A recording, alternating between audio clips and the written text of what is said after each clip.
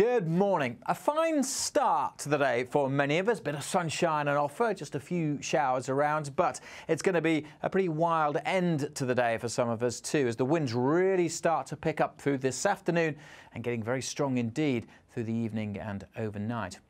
More on that in a moment. First of all, this morning it's a bit breezy over the far northwest and there's a sprinkling of showers over the Highlands. Much of southern and eastern Scotland though starting dry and bright, and Northern Ireland too.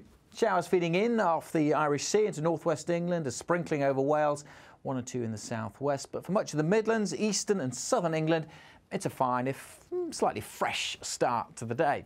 We'll hang on to sunny spells here for much of the morning. The clouds will bubble up and there will be a sprinkling of showers developing in many areas by the time we get to lunchtime, but not as many, not as widespread as yesterday, and with a bit more sunshine and the winds not too strong this afternoon. Well, it may just feel a touch warmer than it did on Monday, but 14 to 19 is nothing too spectacular. And notice behind me, things are on the change. This is going to bring the wet and windy weather through the evening and overnight. The rain pushing into Northern Ireland for the afternoon, actually. And then that wet weather spreads into southern Scotland, northern England, much of Wales. Pretty miserable rush hour this evening in these areas. But it's not really the rain that's the main feature, although that will be heavy enough at times. It's the strength of the wind, intensifying this afternoon, really picking up through the evening and overnight. Through this zone from southern Scotland down to the Midlands, gusts of 50, 60, maybe 65 miles an hour, possibly even a bit more than that.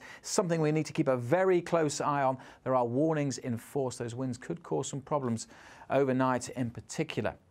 Now, through the course of Wednesday, those very strong winds will slowly be easing, but nevertheless, it's still going to be a very blustery day.